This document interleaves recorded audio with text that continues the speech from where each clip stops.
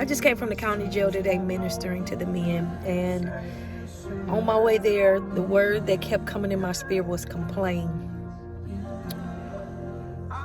When the men came in and I asked them, had they been complaining about their situation? And they said, yes. And I said, thank you for being honest. But I redirected their focus and reminded them of why they shouldn't be complaining. Because God could have left them in their mess. God could have left them in a place of utter destruction. And whatever they was involved in, he pulled them out to give them time to have a clear mind and to reflect over their lives on what it is that they're doing and what they need to change. And then I asked them, how many of you are asking God, what is it that he requires from you? Not so much the prayers of what you've been asking him, of what you are believing for him to do in your life, to release you from that place, to give you the least amount of time. But I've learned in my walk with God, when we focus on what it is that God can do for us and not what we can do or to be used by God, because there's nothing that we could do that could pay God back for what he has done in our lives. The least that we could do is give our lives as a living sacrifice. So I want to give you some words of encouragement, just like I did for those men. No matter what you are going through, as long as you got breath in your body and can hear this message, then you know that it's not over for you. But instead of spending so much time focused on and blaming what somebody else done, that you're in this situation that you don't want to be in.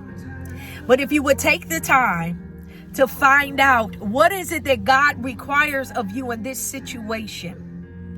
One of the things that I learned when I was working in one of my jobs, I would go to my boss and show him and tell him or complain about whatever was wrong.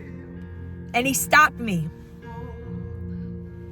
Do not bring any more complaints to me unless you have 3 solutions to this problem. And I don't know what problem you have. I don't know what you're complaining about. But if you don't have the solution, and if you are a believer in Christ Jesus, you have the answer that the world is looking for. Whether it's the world, whether it's somebody else, or if it's your problem, you have the answer when you get past the complaining, when you get past the blaming. That was just like Eve.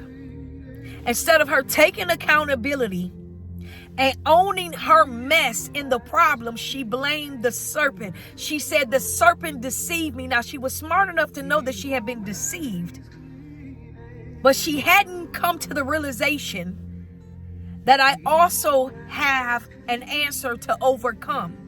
So I pray that whatever you're involved in, whatever you're complaining about, whatever you're stuck, whatever doesn't make sense in your life, that you would go past whatever you see with the natural eye and see what is happening in the spirit, that you would discern, that you would seek God for wisdom, that you would seek him for the solution to the problem.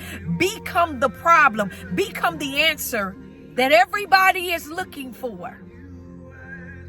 This problem, this complaint, this circumstance did not come to your life for it to destroy you, but it came that you would see past your shortcoming, see past what you always know, to dig deeper, to go deeper into what is really inside of you that you have never discovered, you have never taken time to see.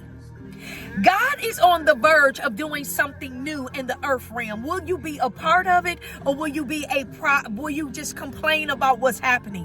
Whatever is going on around you, there is something you've been through. There are things that you have. You have an answer to a problem. You are a solution. When you see yourself as a solution, you will align yourself to be used by God to help those that are in need, to help those that are in a place that you have come from.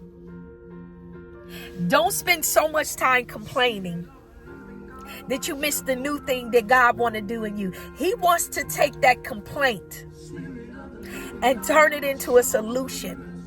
He wants to take the complaint that has caused you to be complacent, to move you, to shift you into the place that He has prepared before the beginning of the world. Don't allow this situation to take you out. Don't allow this situation to cause you to shrink back and be silent. This is the time for you to stand up. Arise and shine, for your light has come. For the glory of the Lord has risen upon you. The glory of the Lord has risen upon you. The glory of the Lord is ready to manifest and reveal Himself in your life, through you and around you as He never had before. Take your rightful place. Do you not know that there is a king in you? Do you not know that you are the solution? You are the solution.